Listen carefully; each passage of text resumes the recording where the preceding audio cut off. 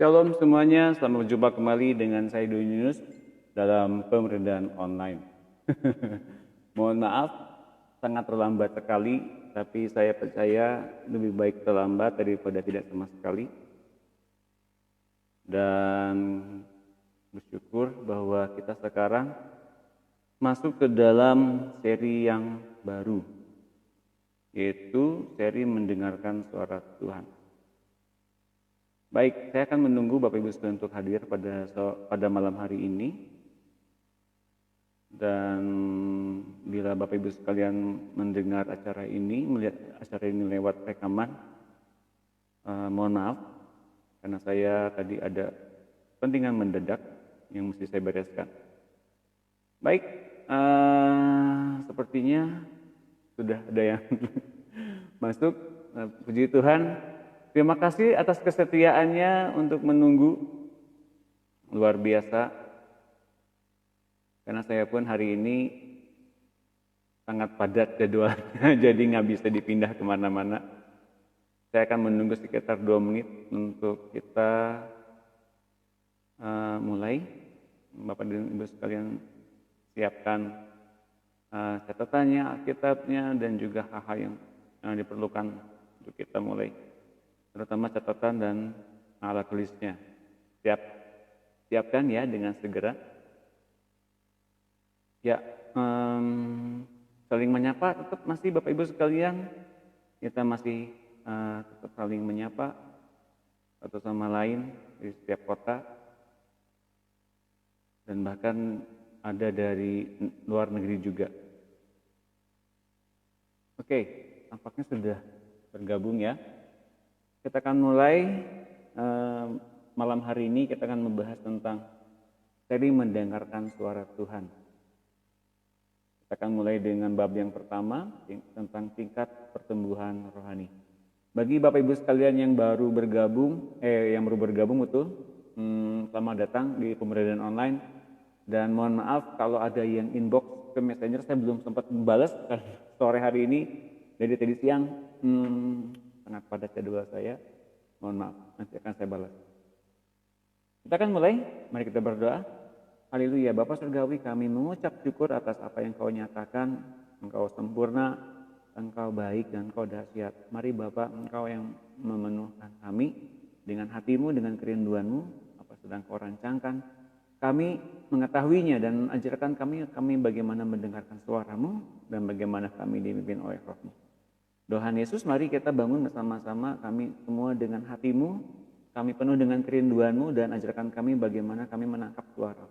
Dan Roh Kudus, buat kami mengerti apa yang diajarkan, buat kami ngalamin Tuhan, buat ngalami kepenuhan Allah, buat kami ngalami semuanya kasih-Mu, tenggelamkan kami dalam kasih-Mu dan hanya kasih-Mu saja. Dalam nama Tuhan Yesus kami bersyukur, haleluya, amin. Ya, kita akan mulai dengan apa itu yang dinamakan dengan bayi rohani? Buku 6 ini adalah, atau buku tentang mendengarkan suara Tuhan ini diawali dengan cerita bagaimana jemaat di Korintus mengalami yang dinamakan dengan berbagai macam karunia roh muncul dan lengkap dalam diri jemaat orang-orang Korintus. Lengkap sekali karunia rohnya dan bahkan banyak orang mempraktekkan, ya. Tapi rupanya Paulus menegur mereka, meskipun mereka tampaknya begitu luar biasa dalam karunia roh, tapi mereka adalah bayi-bayi rohani. Tidak lain, mereka itu adalah bayi-bayi rohani. Jadi kita bisa simpulkan sebetulnya karunia roh yang lengkap belumlah menandakan bahwa seseorang yang punya karunia roh lengkap adalah seseorang yang mempunyai kedewasaan rohani. Jadi bukan itu ciri-cirinya. Dan ciri-ciri yang paling lengkap adalah kalau orang yang disebut dengan matang rohani itu adalah semakin banyak karakter Kristus yang ada dalam diri orang itu. Itu yang disebutkan sebagai orang-orang yang memiliki kematangan rohani. Paulus menulis kepada jemaat Korintus yang mula-mula dikatakannya sebagai jemaat yang kaya dalam segala macam perkataan dan segala pengetahuan. atau banyak pengajaran dan pengetahuan Alkitab. Bayangkan itu, orang yang banyak tahu Alkitab, banyak yang tahu pengajaran, banyak yang mengerti karunia roh. Dan juga segala karunia roh, namun mereka tak lain adalah bayi-bayi rohani yang disebutkan hanya mampu menerima susu dari semula, bahkan sampai sekarang pun belum mampu makan makanan keras. Padahal udah punya karunia pengajaran, udah punya banyak bahan pengajaran, udah punya pengetahuan Alkitab, udah punya karunia roh lengkap, tapi masih disebutkan sebagai bayi rohani karena belum bisa ngunyah makanan keras. Mengapa bisa begitu ya? Jadi kita buka 1 Korintus 1 ayat 5 sampai 7. Sebab di dalam Dia kamu telah menjadi kaya dalam segala hal, dalam segala macam perkataan dan segala macam pengetahuan, sesuai dengan kesaksian tentang Kristus yang telah diteguhkan di antara kamu. Demikianlah kamu tidak kekurangan dalam karunia apapun, sementara kamu menantikan pernyataan Tuhan kita Yesus Kristus. Itu ayat yang mengemukakan bahwa jemaat di Korintus itu sangat kaya akan pengetahuan, sangat pintar dalam Alkitab, dan juga punya banyak karunia roh yang lengkap. Itu yang disebutkan dalam Alkitab tentang jemaat Korintus. Luar biasa ya. Oke. Tapi ini peringatan Korintus 3 ayat 1. Dan aku, saudara-saudara, pada waktu itu tidak dapat berbicara dengan kamu seperti dengan manusia rohani. Bayangkan. Paulus bilang, aku tuh gak bisa berhadapan dengan kamu seperti aku berhadapan dengan orang-orang yang rohani. Mengapa? Aku, saudara, pada waktu itu tidak dapat berbicara dengan kamu seperti dengan manusia rohani, tetapi hanya dengan manusia duniawi yang belum dewasa dalam Kristus. Jadi orang Korintus yang punya banyak pengetahuan Alkitab, punya diajarin, punya pengajaran yang luar biasa karena lengkap. Tapi ketika berhadapan dengan Paulus, mereka seperti bayi rohani dan bahkan disebutkan sebagai manusia duniawi saja.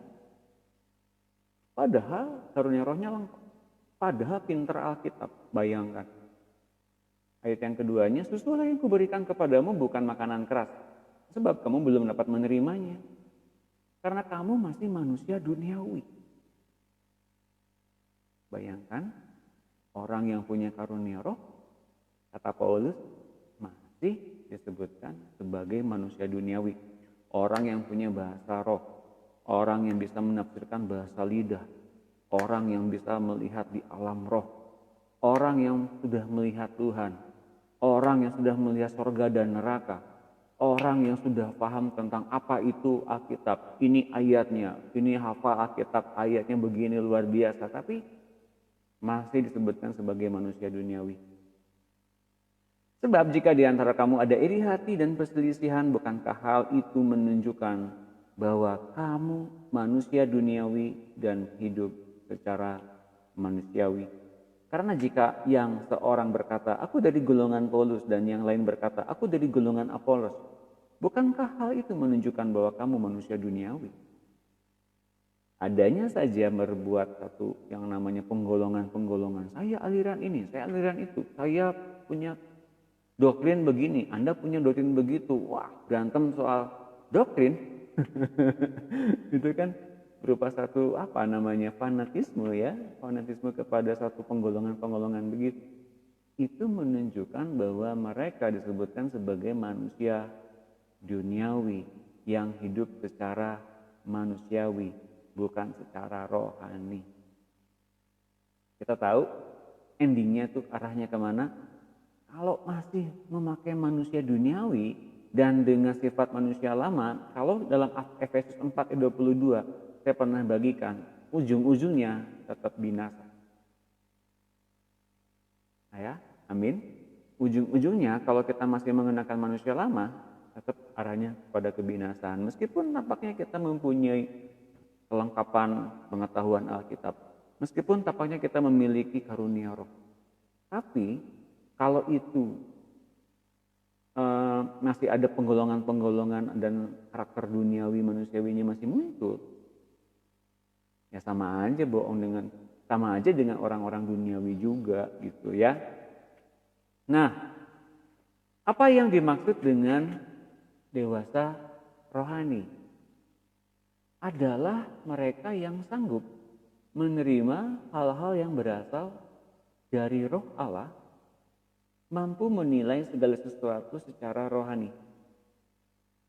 Saya ulangi lagi.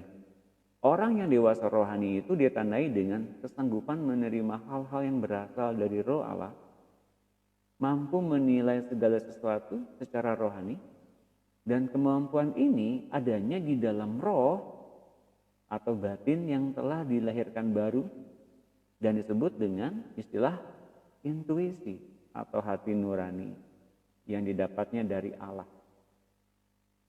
Jadi ini berupa kasih karunia, berupa pemberian, berupa karunia, berupa anugerah yang bukan diupayakan oleh seseorang untuk mencapai itu. Setiap hari kematangan itu diberikan oleh Allah berupa cara pandang yang baru, diperbaharui setelah kita lahir baru. Setelah kita menerima hati dan roh yang baru yang dari Tuhan Yesus.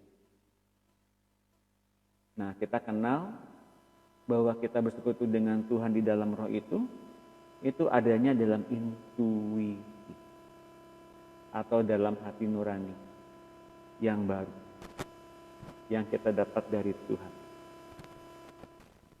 Nah, sama seperti bayi-bayi yang lahir, kemampuan menggunakan panca inderanya belum bertumbuh. Nah, orang-orang yang bayi yang baru lahir, panca inderanya belum bertumbuh. Paling banter hanya bilang wah wah wah wah gitu ya. Nah, kemudian dia dilatih untuk mengenal siapa ayahnya, untuk mengenal siapa ibunya, dan kalau dia punya kakak, siapa kakaknya. Nah, bayi rohani juga sama. Jadi dia bisa mengenal siapa Allahnya. Dia mengenal siapa Roh Kudus. Dia mengenal siapa Tuhan.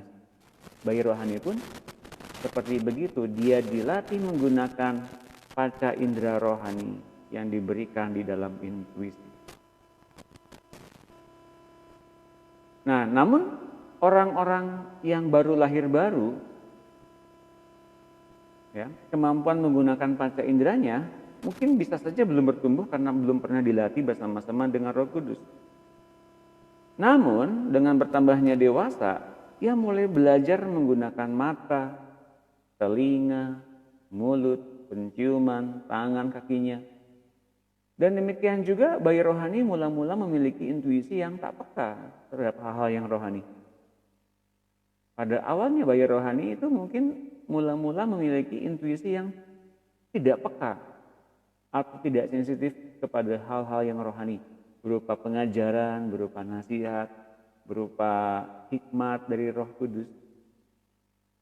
Nah, namun dengan belajar mempergunakannya, kemudian bayi-bayi rohani itu mampu menangkap suara Roh Kudus, melihat dengan cara pandang yang baru secara rohani, dan menangkap keadaan-keadaan lain di dalam kerajaan Allah, atau kita kenal sebagai apa itu isi hatinya Tuhan, apa kerinduannya Tuhan, apa yang sedang Tuhan pikirkan sih.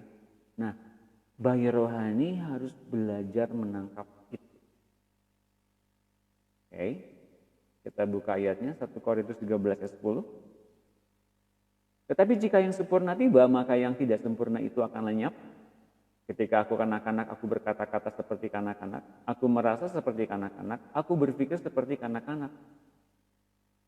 Masa kanak-kanak itu ditandai dengan ya ngomong aja bebas gitu, ya pikir-pikir bebas. Pokoknya hidup sukanya anak-anak tuh begitu ya, sampai dengan dia dididik dan kemudian dia mengenal siapa Tuhan, yang sempurna tiba, maka yang tidak sempurna itu akan lenyap. Kalau dilanjutkan lagi di ayatnya gini, sekarang sesudah aku menjadi dewasa, aku meninggalkan sifat anak-anak itu. Di dalam diri kita kelak, kalau kita mengenal siapa Tuhan secara pribadi, bukan kata orang, seperti kalau kita mengunyah makanan itu enak. Bayi itu kan kebanyakan minum susu ya. lama-lama dia makan mungkin pisang yang dihancurin, kalau saya dulu begitu. Kita kemudian makan mulai makan makanan keras mungkin di umur 2 atau 3 tahun, makan nasi yang dilembekin, bubur gitu ya. Lama-lama makan nasi juga. Demikian pula kita akan mengalami hal-hal dewasa seperti itu. Dan kalau kita sudah dewasa, menjelang kedewasaan itu kita sudah seharusnya meninggalkan sifat anak-anak. Gak boleh kita jadi anak-anak lagi. Sifatnya mesti ditinggalkan. Jika yang sempurna tiba. Jika kita mengenal Tuhan. Jadi ketika kita mengenal Tuhan tuh kita bisa membandingkan. Oh, saya makin mirip dengan Tuhan ya. Kalau saya belum mirip dengan Tuhan, mengapa ya? Berarti saya belum kenal Tuhan. Berarti saya belum mengenal sifat-sifatnya Tuhan. Nah, Roh Kudus memampukan seseorang untuk mengenal Tuhan. Roh Kudus memberikan nasihat-nasihat agar kita semakin mirip menjadi seperti Kristus. Dan kalau kita semakin mirip menjadi Kristus, itulah tandanya kedewasaan.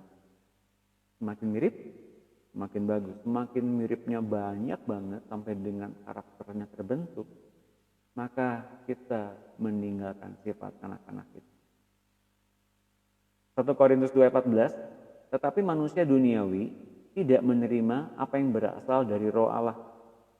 Karena hal itu baginya adalah suatu kebodohan dan ia tidak dapat memahaminya. Sebab hal itu hanya dapat dinilai secara rohani. Tetapi manusia rohani menilai segala sesuatu tetapi ia sendiri tidak dinilai oleh orang lain.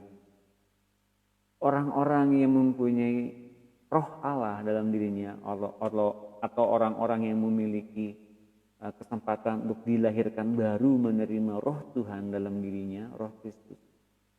Maka ia sebetulnya secara hukum sudah menjadi milik kerajaan Allah, sudah berpindah daerah. Tetapi secara fakta mungkin banyak yang mesti dibereskan berupa pola pikir, cara pandang yang masih bersifat kanak-kanak. Nah, dengan kemampuan kita menerima anugerah, kasih karunia dan kita menangkap itu dengan benar. Dan kita mau merespon dan makan kita mau diubahkan, kita sedang menerima apa yang berasal dari Roh Allah dengan sukacita, kita mau diubahkan. Tapi dunia itu enggak mau diubahkan. Bahkan bilang sebagai suatu kebodohan. Dan bahkan enggak mampu memahaminya. Nah, orang-orang rohani yang menilai atau orang-orang rohani yang mempunyai pandangan-pandangan dari Allah dan ia bisa menerimanya, kemudian ia mempunyai pandangan-pandangan dan penilaian secara rohani, bukan secara duniawi lagi. Dan kemudian manusia rohani menilai dengan cara pandang yang berbeda dengan dunia.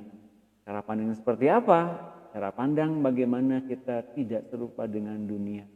Kita tidak serupa dengan dunia artinya kita bisa mampu memikirkan Filipi 4 ayat 8 yang manis, yang sedap didengar, yang mulia, yang patut dipuji.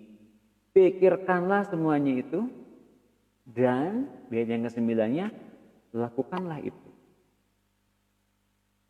Jadi kita punya pandangan yang baru secara rohani seperti itu. Dan orang dunia gak mungkin nerima itu. Orang dunia paling banter nerimanya positive thinking dan itu cukup baik buat mereka. Itu sudah bagus. Tapi kerajaan Allah enggak begitu. Habis dipikirin, lakukan. Maka Allah sumber damai sejahtera menguasai kita. Jadi Allah dengan damai sejahteranya memberikan kepada kita perlindungan dengan cara pandang yang baru yang dari rohani ini.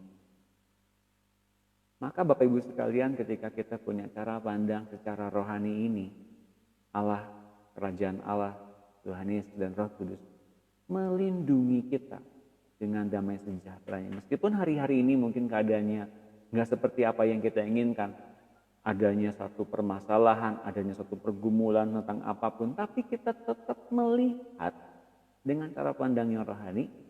Dan dengan cara pandang yang rohani itu kemudian kerajaan Allah memberikan yang namanya damai sejahtera dengan segala cara.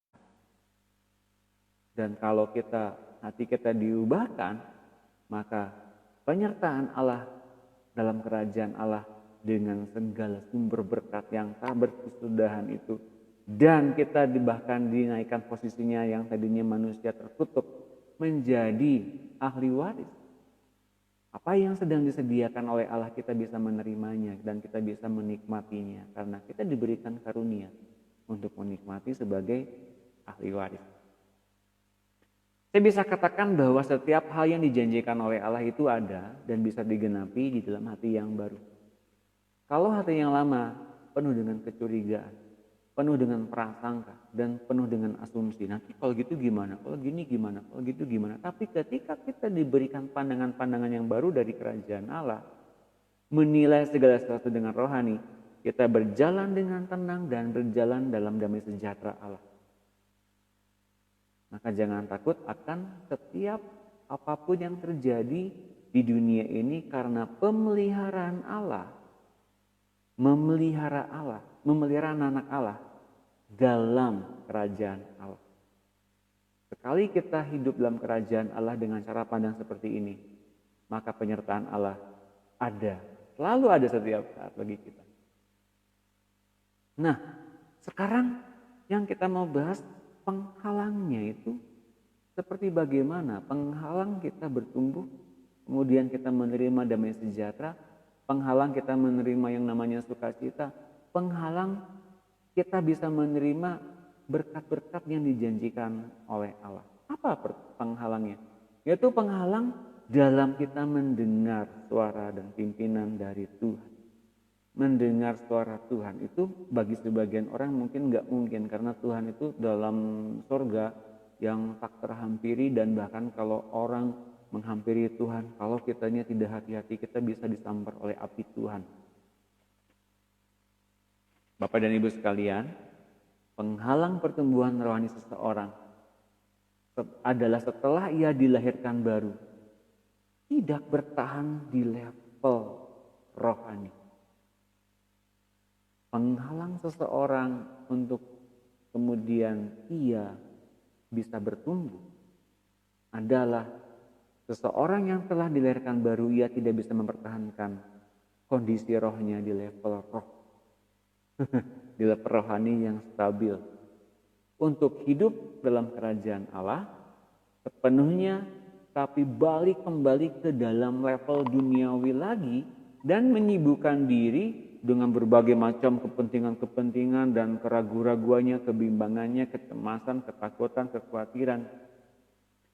Sehingga tidak ada waktu baginya untuk melatih indera rohaninya. Kecemasan, keraguan-raguan, kebimbangan nggak akan bisa membuat kita bisa mendengar suara Tuhan dengan jelas. Karena kita lebih mendengar kekhawatirannya, kegelisahannya. Semakin kita khawatir, semakin sulit kita mendengar pimpinan dari Tuhan. Persoalan-persoalan dalam hidupnya dihadapi dengan mencari hikmat dunia atau dengan terus-menerus bergantung kepada petunjuk orang-orang rohani lain yang tahu kehendak Tuhan. Hal ini mematikan pertumbuhan intuisi rohaninya sendiri. Kita mungkin bergantung kepada pendeta, kita mungkin bergantung kepada hamba Tuhan, kita mungkin bergantung kepada kakak rohani, kita mungkin bergantung kepada orang-orang yang peka akan dunia roh gitu ya. Pak, tolong doakan Pak, saya punya masalah begini-begini. Sebetulnya hamba Tuhan atau kakak rohani atau bapak rohani yang bijaksana pada tingkat tertentu memang membuat kita menjadi orang yang mempunyai iman. Tapi kemudian pada tahap tertentu Tuhan sendirilah yang membawa kita masing-masing masuk ke dalam pengalaman hidup bersama-sama dengan Tuhan. Karena kalau kita mengalami pengalaman hidup bersama-sama dengan Tuhan, kita akan mengalami perubahan demi perubahan. Terutama perubahan cara pandang yang tadinya duniawi menjadi rohani, perubahan karakter yang tadinya nggak sabaran jadi sabaran. Kita punya ketahanan yang lebih tinggi dibanding orang-orang duniawi yang lain. Ketahanan dalam kesabaran. Ketahanan dalam setiap janji-janji Allah pasti digenapi kok. Kitanya mau tahan nggak? Nah, kalau kita berpusat kepada kepentingan diri sendiri dan kemudian kita gampang melihat ketakutan lebih banyak, kecemasan lebih banyak, kekhawatiran lebih mewarnai hidup seseorang, hidup kita. Justru itu yang mematikan pertumbuhan intuisi atau indera rohaninya.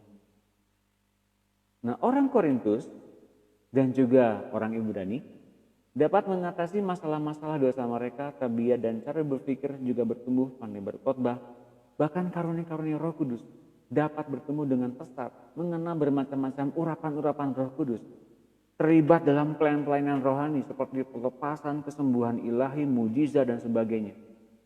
Namun di dalam roh mereka tak dengar suara Roh Kudus, hanya mengikuti cara-cara yang orang lain ajarkan. Mungkin kita pernah mendengar metode-metode bagaimana menyembuhkan orang sakit, metode-metode bagaimana mengusir setan. Dengan satu metode-metode begitu kita anggap itu sebagai rumus, tapi itu bukan rumus. Sebetulnya secara pribadi kita sedang bergaul dengan Tuhan dan membuat Tuhan benar-benar menguasai hidup kita, dan Ia bekerja menuntaskan setiap masalah-masalah yang muncul dalam kehidupan kita. Jangan melihat pengalaman orang lain seperti pengalaman yang paling luar biasa hebat dan sukar kita peroleh, maka kita berusaha mati-matian mencontek orang itu. Tapi yang sedang Tuhan bikin adalah bagaimana Tuhan dengan keunikannya dalam hidup kita membangun satu hubungan, hingga akhirnya Dia yang mengerjakan sesuatu itu dengan indah dalam hidup kita. Dia yang kerja. Ini yang saya dapatkan tadi siang. Sebetulnya tadi pagi sampai dengan siang saya belajar kembali bagaimana kemudian Tuhan yang hidup dalam hati kita membuat kita percaya kepada Dia dalam setiap pekerjaannya. Kalau kita mengalami penyatuan dengan Dia. Dia yang kerja. Dia yang berdoa dengan pokok-pokok doa yang kita ucapkan. Dia yang mengerjakan mujizat, bukan kita. Bukan kita yang sulit, bukan kita yang sulit memikirkan, bukan kita yang punya pergumulan bagaimana bikin mujizat itu ya gitu. Enggak seperti begitu. Kita mengetahui Tuhan yang ada di hati kita yang lebih rindu bikin mujizat. Tuhan sendiri yang dalam hati kita yang lebih rindu bikin satu terobosan-terobosan. Tuhan sendiri yang rindu untuk kemudian kita bisa mengenalnya. Tuhan dan inisiatif. Bukan kita dengan kerinduan kita, bukan saja kita dengan inisiatif kita, tapi Tuhan yang lebih mau. Ya, nanti saya akan bahas tentang oneness of God. Kesatuan di dalam Allah. Kemanunggalan di dalam Allah. Nanti saya akan bahas itu. Oke. Ibrani 5 ayat 11, tentang hal itu banyak yang harus kami katakan, tetapi yang sukar untuk dijelaskan karena kamu telah lamban dalam hal mendengarkan.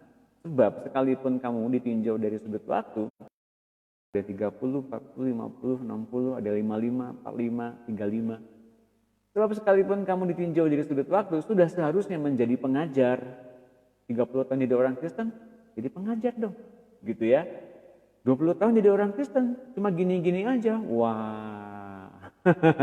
Gitu ya. Sebab sekalipun kamu ditinjau dari sudut waktu, sudah seharusnya menjadi pengajar. Kamu masih perlu lagi diajarkan asas-asas pokok dari perkataan Allah, dan kamu masih memerlukan susu bukan makanan keras. Sebab setiap orang yang terus minum susu, ia tidak memahami ajaran tentang kebenaran, sebab ia adalah anak kecil. Tetapi makanan keras adalah untuk orang-orang dewasa yang memiliki indera yang terlatih untuk membedakan yang baik dari yang jahat. Orang yang disebutkan orang yang dewasa atau orang yang bukan anak kecil lagi adalah orang yang memiliki indera yang terlatih untuk membedakan yang baik dari yang jahat. Dan makanannya makanan keras. Ya, ingat ini. Yang perlu diutamakan sebetulnya di dalam ayat ini adalah jangan sampai kita lamban dalam hal mendengarkan. Mendengarkan siapa? Firman Tuhan. Mendengarkan isi hati kita yang harusnya dipenuhi dengan omongannya Tuhan secara pribadi atau rema kepada kita. Karena kita nggak percaya, karena kita mungkin bimbang, karena kita mungkin cemas, karena begitu banyak kekhawatiran-kekhawatiran yang beroperasi dalam jiwa kita, maka kita lamban dalam mendengarkan. Bahkan kita sulit untuk menangkap suara Tuhan. Kita pikir ini adalah bayangan-bayangan tertentu saja.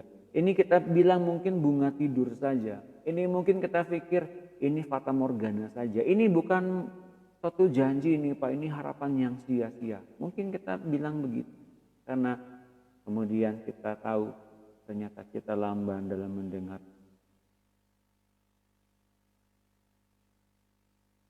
Nah sekarang yang dilakukan intuisi itu apa? Seseorang yang lahir baru, ia menerima roh dan hati yang baru.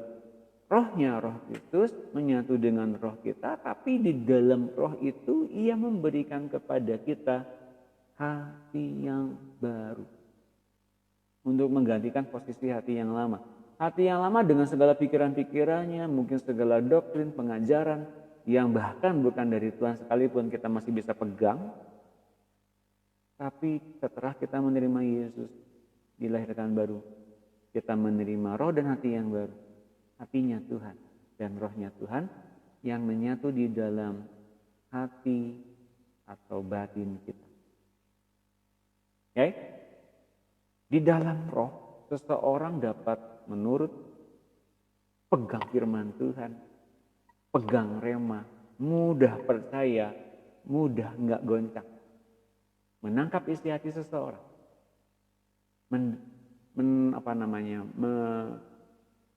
terdorong menyembah, atau merasakan seperti, aduh saya ingin menyembah Tuhan, atau saya ingin menyala-nyala buat Tuhan, saya ingin bersukacita, atau bahkan ingin bersedih, atau bahkan ingin mengasihi, atau bahkan mempunyai belas kasihan, atau mengetahui hal-hal yang terjadi dalam diri hati sendiri.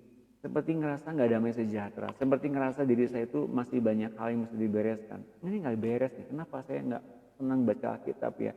Mengapa saya gak suka berdoa ya? Mengapa saya kalau tidur gelisah ya? Mengapa saya rasanya kok gak nyaman ya? Itu di dalam roh seseorang. Nah, kita mesti peka akan roh kita ini cenderungnya kemana? Kalau kita mulai cenderung gak pas rasanya berdoa, atau kita malas baca Alkitab, atau kita malas dengar firman Tuhan, apalagi di online, apalagi di YouTube, apalagi orang ngomongin firman, firman, bodohlah. Bapak Ibu sekalian hati-hati, kalau kita sekarang mulai memahami, ada arah ke sana, barangkali kita sudah melenceng jauh dari hatinya Tuhan. Matius 26 ayat 21. Berjaga-jagalah dan berdoalah supaya kamu jangan jatuh ke dalam pencobaan. Roh memang penurut, tetapi daging lemah. Roh itu selalu nurut, gak mau bikin masalah. Betulnya, dia gampang menerima, dia gampang menerima nasihat, menerima pengajaran, dia gampang menangkap firman dari Tuhan. Roh memang penurut. Dengan setiap buah roh yang menyertainya. Kasih, damai sejahtera, kelemah lembutan, kesabaran, ya semuanya kita bisa lakukan itu, kita bisa punya semuanya. Tapi lihat, roh memang penurut, tapi daging lemah.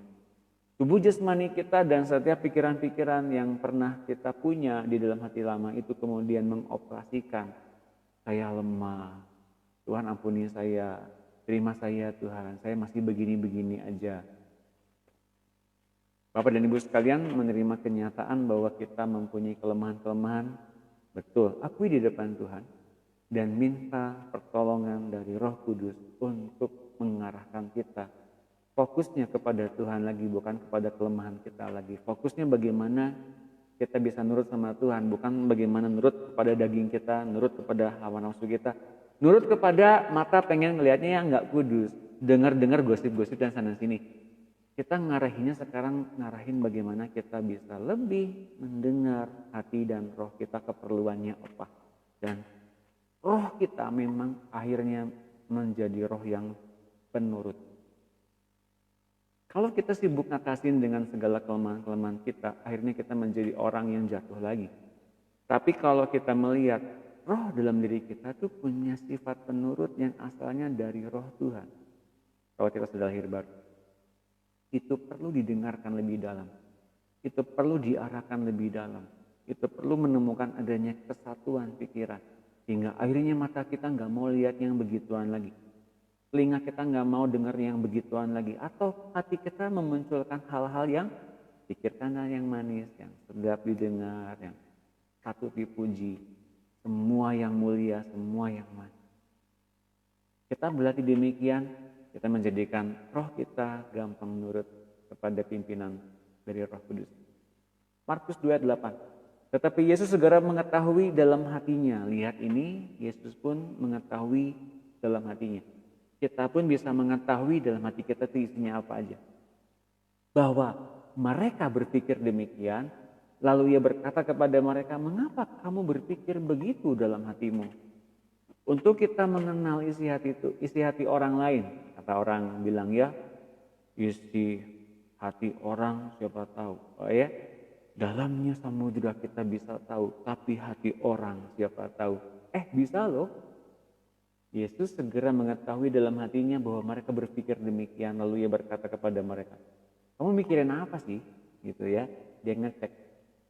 Bapak Ibu sekalian, di dalam hati yang kita punya yang asalnya dari Tuhan, terdapat rahasia-rahasia yang bisa dibukakan untuk kita tahu.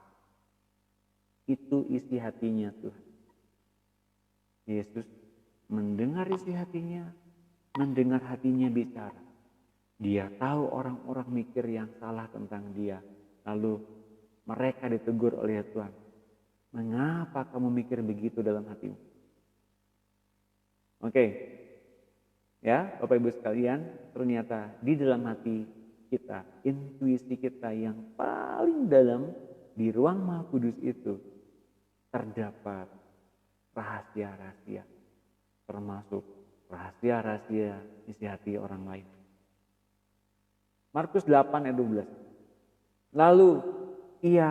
Lalu mendesalah ia dalam hatinya dan berkata, mengapa orang-orang zaman ini meminta tanda? Sesungguhnya aku berkata kepadamu, kepada orang-orang ini sekali-kali tidak akan diberi tanda. Jadi Yesus pun pernah merasakan satu yang namanya, mengapa nih orang sukar banget bertobat? Mengapa mereka seringkali minta tanda? Mengapa mereka gak gampang percaya? Mengapa ya? Jadi rohnya merasakan demikian. Yohanes 4:23, tetapi saatnya akan datang dan sudah tiba sekarang bahwa penyembah-penyembah benar akan menyembah Bapa dalam roh dan kebenaran. Sebab Bapa mencari orang-orang yang menyembah Dia secara demikian. Menyembah dalam roh artinya apa? Kita mengetahui keperluan roh kita. Kita mengetahui keinginan roh kita untuk apa? Untuk menyatu dengan Tuhan. Untuk betul-betul manunggal dengan Allah dan isi hatinya.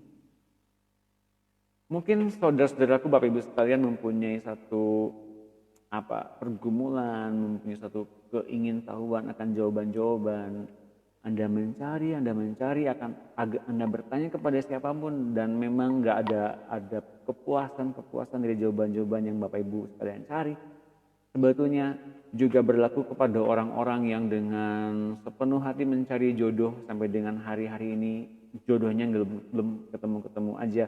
Kemudian hatinya itu seperti ada yang hampa gitu ya, yang kosong. Sebetulnya saya mau kasih tahu, hati yang kosong itu sebetulnya yang menyempurnakan dan mengisinya adalah hadirat Tuhan. Keperluan akan hadirat Tuhan. Keperluan akan adanya kasih yang ditanamkan oleh Tuhan dan itu menyatu di dalam roh. Menyatu di dalam rohani. Ya, betul. Saudaraku Theo, tanda Yunus, tanda pertobatan. Jadi sukar. Kalau saya dikasih tanda saya akan bertobat. Nah gitu tuh. Jadi orang-orang ingin bertobat kok minta tanda dulu. Berarti ini sebetulnya kecenderungannya ingin berbuat dosa terus menerus. Ya, tuh. Sekali waktu Tuhan nggak bilang nggak akan kasih tanda. Kisah 20 ayat 22. Tetapi sekarang sebagai tawanan roh aku pergi ke Yerusalem dan aku tidak tahu apa yang akan terjadi atas diriku di situ. Kita terbiasa dan membiasakan diri untuk kita menjadikan diri kita captured by the Holy Spirit. ditawan oleh roh. Pikiran-pikiran kita taklukkan di bawah Kristus. Takluk di bawah ketaatan seperti Kristus kepada Bapaknya taat. Kristus dengan ketaatan itu kemudian dia dimuliakan oleh Allah. Kita tahu itu, dan di dalam penundukan diri dan setiap hal yang membuat dia taat itu ternyata ada kasih yang mengikat. Kita memerlukan betul-betul hati kita berbulat hati, sepenuh hati untuk mau ditawan oleh Roh. Hingga kita nggak sempat mikir apa-apa. Nggak sempat mikir terlalu jauh. Nggak sempat mikirin terlalu banyak khawatir. Mungkin orang bilang berdoa saja. Emang sepertinya mudah. Tapi sulit untuk kita yang mempunyai pergumulan yang mungkin berat, gitu ya. Nah, saya mau katakan, kita mesti memutuskan kemudian kita mau dipimpin dan ditawan oleh Allah. Dengan segala yang kemudian yang muncul dalam hati kita berupa pikiran-pikiran yang tadi saya bilang dalam Filipi 4 ayat 8. Yang patut dipuji, yang mulia, yang sedap didengar. Pikirkanlah semuanya itu dan lakukanlah. Ayat yang ke-9. Kadang-kadang kita nggak tahu apa yang akan terjadi. Kalau tanya sama saya, Bapak kan tahu banyak rahasia-rahasia. Enggak juga. Ada kalanya saya membiarkan diri saya nggak banyak tahu. Mengapa? Bapak dan Ibu sekalian, kalau kita betul-betul mengalami Tuhan dengan segala kebijaksanaannya, hikmatnya, let God and rely on God. Ada kalanya saya membiarkan diri saya, dah, Engkau yang berdaulat penuh. Aku nyerah Tuhan. Dan dia akan melakukan bagiannya. Atau kita berkutat-kutat, kita mulai deklarasikan, kita mulai mengimani, kita mulai menggedor pintu surga, kita mulai mengklaim. Tapi saya mau katakan, ada kalanya pada tingkat kedewasaan tertentu kelak yang ia inginkan, kita harus ditawan oleh Allah. Kita perlu dipreteli yang dinamakan dengan mungkin keegoisan kita dan juga iman yang kita pikir kita perlu. Mungkin kita yang sekarang mempunyai banyak karunia-karunia, banyak punya yang namanya apa, jago dalam ayat Alkitab, kita ngerti semua hal.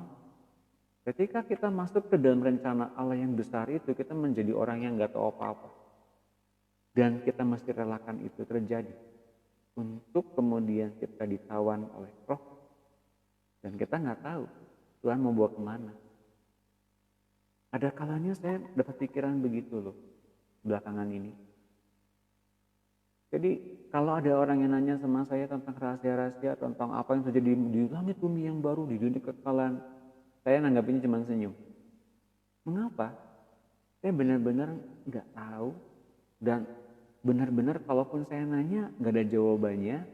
Untuk apa? Mengapa saya bertanya begitu? Untuk memastikan bahwa saya sedang ditawan oleh Allah. Dan saya lakukan apa yang saya mesti lakukan. Tugas-tugas saya apa saja, yang penting saya beres. Atau kalau kita pengen tahu segala macam, apakah diberitahu? Diberitahu sebetulnya. Tapi biasakan diri kita tetap ditawan oleh Allah. Roma 12 ayat 11, janganlah hendaknya kerajinanmu kendor, biarkanlah rohmu menyala-nyala dan layanilah Tuhan. Kita mesti membuat diri kita, roh kita ya terutama, menyala-nyala. Ketika kita mempunyai keinginan untuk membuat roh kita menyala-nyala, untuk roh kita berpaut dan mengasihi Tuhan, meskipun keadaan sekitar kita tidak mendukung kita untuk itu, ketika kita mulai putuskan, saya mau mengasihi Tuhan, saya mau membuat roh saya menyala-nyala, saya tidak akan memudarkan semangat saya kepada Tuhan. Dan kemudian yang terjadi adalah tubuh kita mulai nurut seperti kita dituntun dalam kemustahilan. Katakan amin. Tuhan kita mulai mengerjakan hal-hal yang mustahil. Nanti saya kasih tahu rahasianya kalau ada momen yang lain. Oke? 1 Korintus 2:11, siapa di antara kamu siapa di antara manusia yang tahu apa yang terdapat dalam diri manusia selain roh manusia sendiri yang ada dalam dia? Demikian pula lah tidak ada orang yang tahu apa yang terdapat di dalam diri Allah selain roh Allah. Roh Allah itu mempunyai keinginan-keinginan dan hal-hal yang ada semuanya dalam diri Allah. Dan Allah Bapa memberikan kepada kita rohnya agar kita mengetahui. Tapi apa yang kemudian kita ketahui adalah hal-hal berupa apa yang diberikan oleh Allah kepada kita. Dan mungkin barangkali nggak semuanya setiap rahasia-rahasia itu kita bisa mengenalnya, kita bisa mengetahuinya. Selalu ada bagian-bagian yang kita nggak tahu. Mengapa? Untuk membuat kita betul-betul mempunyai pengharapan sepenuhnya kepada Allah. Untuk kita betul-betul mempunyai kepercayaan diri yang ditaruh kepada Allah untuk yang mengerjakannya. Dan kita percaya dia mengajarkan yang terbaik buat kita. Kita mesti mempercayakan itu kepada Allah. Jangan kita mempunyai sikap kekeh itu apa ya? Ngotot gitu. Jangan. Pak, bukankah Yakub ngotot, Pak? Ya, itu Yakub. Tapi kita dengan sekarang keadaan kita untuk kita dipimpin oleh Roh Kudus, kita harus benar-benar mengetahui ada kalanya kedewasaan itu akan muncul. Okay? 1 Korintus 14 ayat 16, sebab jika engkau mengucap syukur dengan rohmu saja, bagaimanakah orang biasa yang hadir sebagai mendengar dapat mengatakan amin atas pengucapan syukur, bukankah ia tidak tahu apa yang engkau katakan? Jadi kalau kita mengucap syukur dengan roh saja, atau kemudian ada orang yang berbahasa roh, atau orang yang mengucapkan dalam hati, bagaimana orang bisa mengetahui dan mengatakan amin kalau kita mengucapkan syukur? Bukankah orang-orang pun berhak tahu? Ini artinya bahwa roh kita, mungkin kita juga sendiri nggak mengetahuinya, apalagi orang lain. Nah, yang terjadi adalah kita membuat kita sendiri harus mengetahui apa yang membuat roh kita itu tumbuh. Pertahankan di situ. Dan apa membuat kita roh kita menjauh dari Tuhan? Hindari itu semua. Kita mesti mengerti ini. Ingat, hati-hati. Kalau kita rasanya kita ngadamin senjata di satu lingkungan, di satu komunitas dengan orang tertentu, mungkin dalam diri kita perlu benar-benar melepaskan diri sementara waktu. Hingga kita benar-benar mengalami, ini loh isinya roh saya, ini loh pikirannya isinya, seperti gini, saya tahu sekarang. Ternyata intinya saya itu masih jauh dari Tuhan. Saya perlu banyak belajar. Bukankah hari-hari ini kita datang ke Tuhan untuk kita minta dikoreksi, kita minta dilindungi, kita minta yang namanya perlindungan, bukan? Itu tandanya kita memang perlu adanya perbaikan di sana sini karena anugerah Tuhan nyata buat kita. Oke? Tapi kita masih tahu juga corak roh kita dan kecenderungan kita arahnya kemana. Hari-hari ini mari kita minta Roh Kudus tunjukkan kecenderungan kita sebetulnya lebih taat kepada Tuhan atau lebih taat kepada yang lain, atau lebih mengasihi Tuhan dengan segala perintahnya dan segala firman-Nya, atau kita mengetahui yang ini lebih mudah untuk dimengerti gitu. Karena lebih gampang untuk saya menemukan yang namanya kejelasan di masa depan saya. Yang ini rasanya penuh dengan misteri.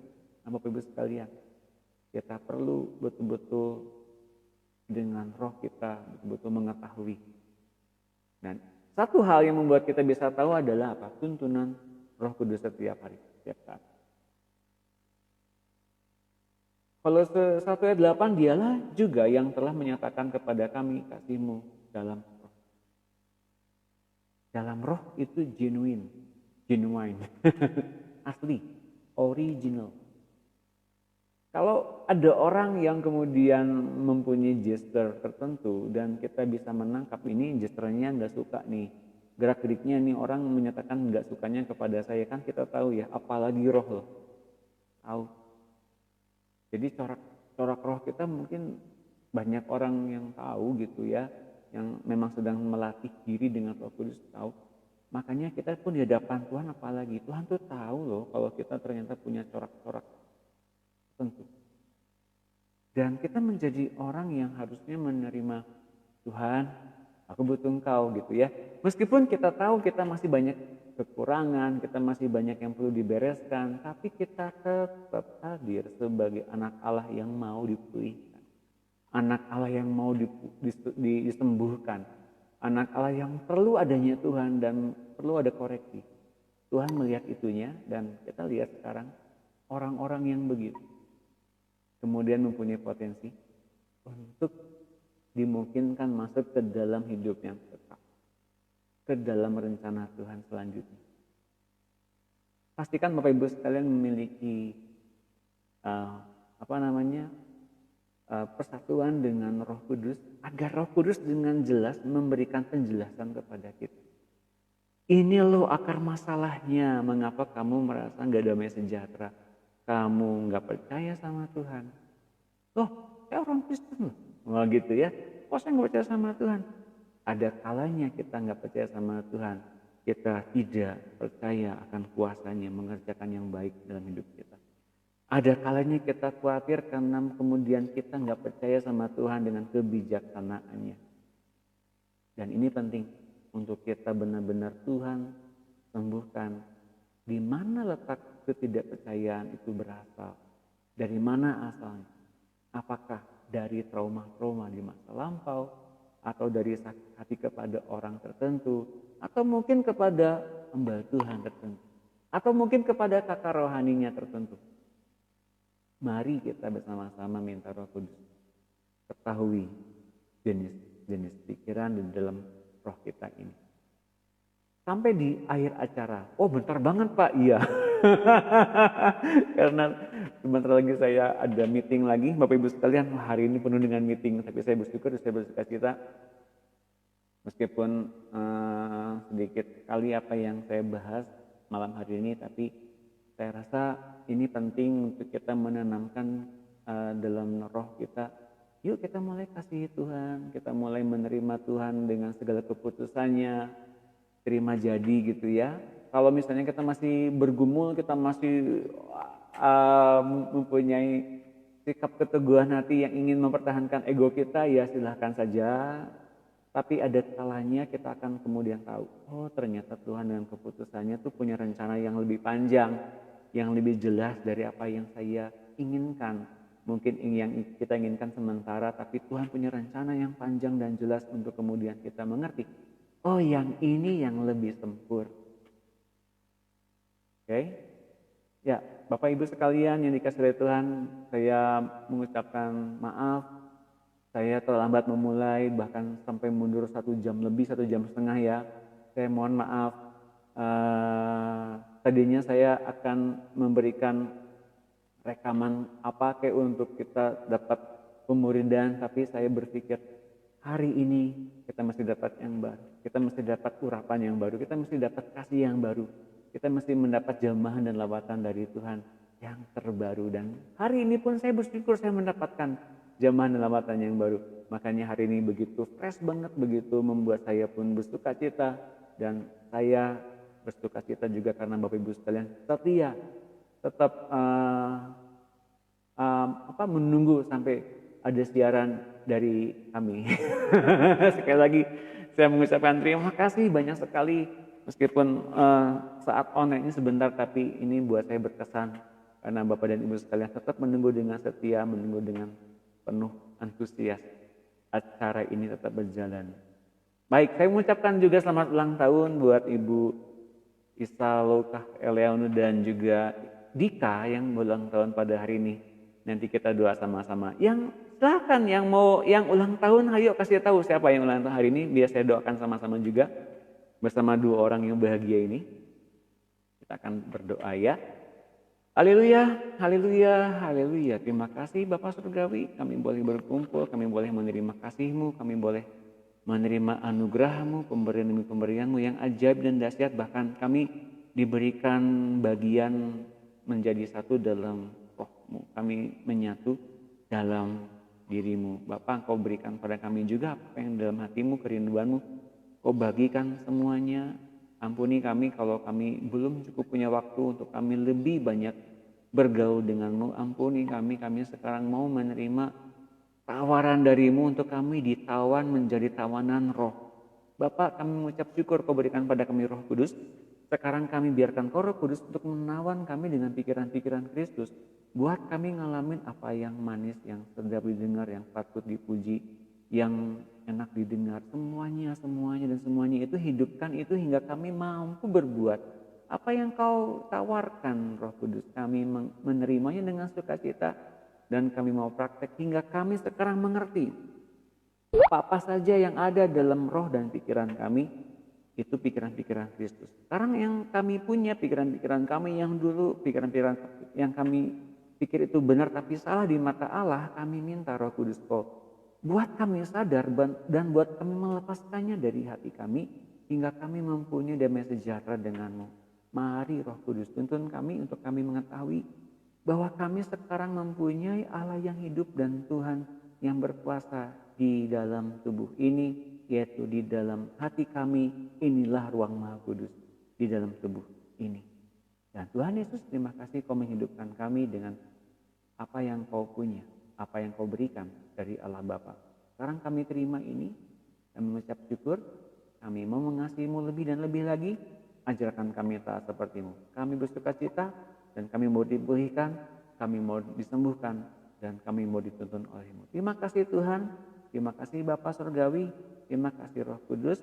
Kami sekarang berdoa, kami sekarang meminta anugerah-Mu melimpah-limpah kepada Ibu Ruth dan Dika yang berulang tahun di hari ini. Berkat-Mu melimpah atas mereka berdua, umur yang panjang, kesehatan, berkat rohani dan berkat jasmani yang melimpah dalam kehidupan mereka. Buat masa depan mereka indah dan penuh dengan rancangan damai sejahtera dalam tangan-Mu. Di dalam tangan-Mu juga mereka sekarang hidup dalam anugerah, dalam kesempatan untuk berbuah lebat dalam kerajaan Allah.